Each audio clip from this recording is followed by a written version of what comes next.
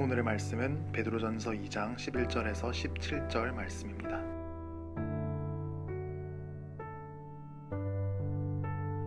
사랑하는 자들아, 거류민과 나그네 같은 너에게 권하노니 영혼을 거슬러 싸우는 육체의 정욕을 제어하라. 너희가 이방인 중에서 행실을 선하게 가져 너희를 악행한다고 비방하는 자들로 하여금 너희 선한 일을 보고 오시는 날에 하나님께 영광을 돌리게 하려 함이라. 인간의 모든 제도를 주를 위하여 순종하되 혹은 위에 있는 왕이나 혹은 그가 악행하는 자를 징벌하고 선행하는 자를 포상하기 위하여 보낸 총독에게 하라. 곧 선행으로 어리석은 사람들의 무식한 말을 막으시는 것이라. 너희는 자유가 있으나 그 자유로 악을 가리는 데 쓰지 말고 오직 하나님의 종과 같이 하라. 뭇사람을 공경하며 형제를 사랑하며 하나님을 두려워하며 왕을 존대하라. 11절 12절 말씀입니다. 사랑하는 자들아, 거류민과 나그네 같은 너희를 권하노니 영혼을 거슬러 싸우는 육체의 정욕을 제어하라.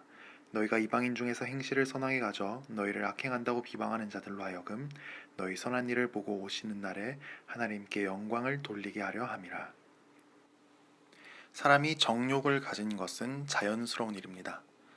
배가 고프면 먹기를 욕망하고 좋은 집에 살기를 욕망하고 사람들과 좋은 관계 누리기를 욕망합니다. 그러나 문제는 우리가 태어날 때 타락해서 망가진 육체의 정욕을 가지고 태어난 것입니다. 우리는 잘못된 것을 욕망합니다. 내게 정말 필요한 것 이상으로 욕망합니다. 세상은 육체의 정욕을 상당 부분 긍정합니다. 그러나 우리는 세상의 거류민, 나그네인 하나님 백성입니다. 세상에서 장기 체류하는 외국인입니다. 우리는 세상의 법칙에 따라 살지 않습니다. 세상 사람들처럼 육체의 정욕에 따라 살지 않습니다. 육체의 정욕은 우리 영혼과 싸웁니다. 여기서 싸운다는 전쟁을 벌인다는 뜻입니다. 우리 영혼은 하나님 뜻을 행하기를 원합니다. 그러나 육체의 정욕은 끊임없이 우리 영혼을 공격합니다. 베드로는 육체의 정욕을 제어하라고 말합니다. 멀리하라고 말합니다. 그리고 이방인 중에서 하나님의 기준에 따라 선한 행실을 가지라고 말합니다. 그래서 우리가 악행한다고 비방하는 자들이 우리 선한 행실을 직접 보고 돌이켜서 주님 오시는 날에 하나님께 영광을 돌리게 하라고 말합니다. 우리가 비방하는 자들이 돌이키는 책임까지 져야 한다는 말은 아닙니다. 택하신 자라면 하나님이 돌이키게 하실 것입니다. 다만 억울한 비방을 당해도 하나님의 기준에 따라 선한 행실을 갖는 것이 우리의 의무입니다. 예수님을 믿고 천국 가는 것이 기독교 신앙의 전부라고 생각하지 않았나요? 우리는 주님 다시 오시는 날을 기다리며 이 세상에서 육신의 정욕을 제어하고 적극적으로 선을 행하고 이 세상에서 장기 체류하는 하나님 백성으로 살아야 합니다. 잘못된 것을 욕망하고 필요한 것 이상을 욕망하는 육체의 정욕을 자연스러운 것으로 여기며 방임하지 않았나요? 우리는 육체의 정욕과 싸우고 그것을 제어하고 멀리해야 합니다. 악행한다는 억울한 비방을 받고 악을 악으로 갚으려 하지 않았나요? 온 우주에서 가장 높은 재판장이신 하나님은 다 알고 계십니다. 하나님께 기도로 아뢰 억울함이 있나요? 꿋꿋이 선을 행할 수 있도록 능력을 구합시다. 13절에서 15절입니다. 인간의 모든 제도를 주를 위하여 순종하되 혹은 위에 있는 왕이나 혹은 그가 악행하는 자를 징벌하고 선행한 자를 포상하기 위하여 보낸 총독에게 하라. 곧 선행으로 어리석은 사람들의 무식한 말을 막으시는 것이라. 우리는 한국인으로 태어났지만 하나님 나라 백성이 되었습니다. 우리는 한국 땅에 장기 체류하는 외국인입니다. 베드로는 세상의 통치 체제를 부인하거나 전복하라고 말하지 않습니다. 우리가 세상 국가의 통치 제도에 순종해야 한다고 말합니다. 인간에게 죄성이 남아있는 한 완벽한 세속 국가는 세워질 수 없습니다. 같은 이유로 이 세상에서는 소위 기독교 국가도 세워질 수 없습니다. 하나님은 기독교인이 아닌 통치자도 상식적인 수준에서 악을 징벌하고 선을 포상하도록 은혜를 베푸십니다.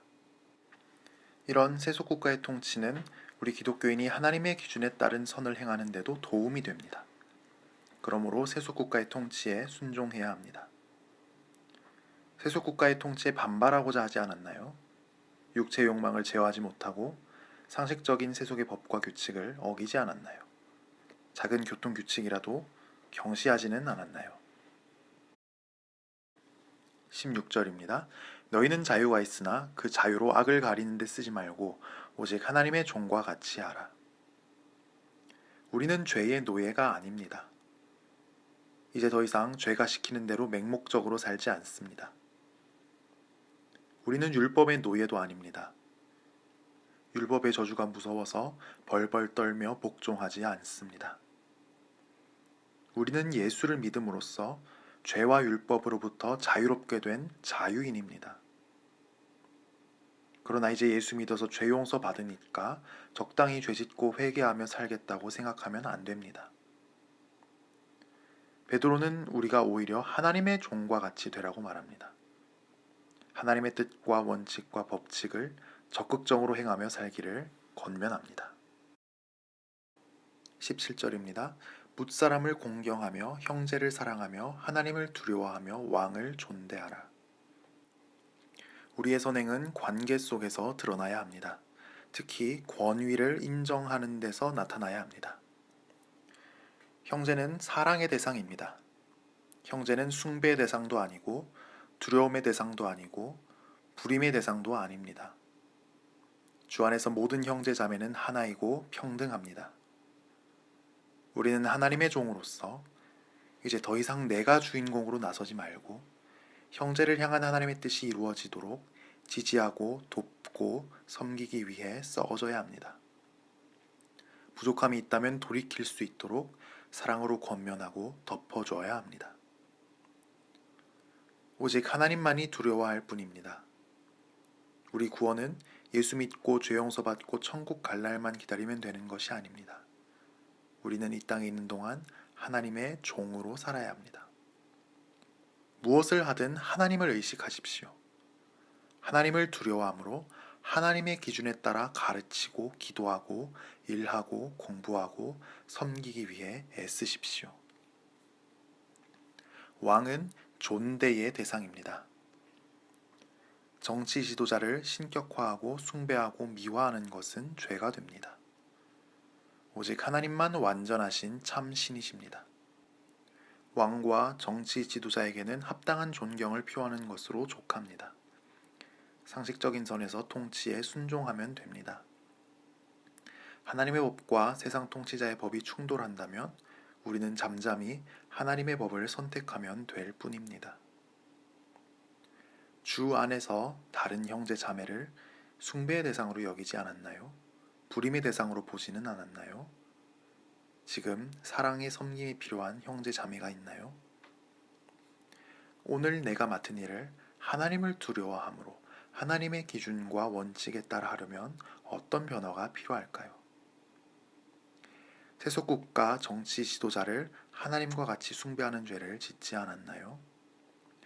세속국가나 정치 지도자가 마음에 차지 않는다고 상식적인 선에서의 순종도 거부하지는 않았나요?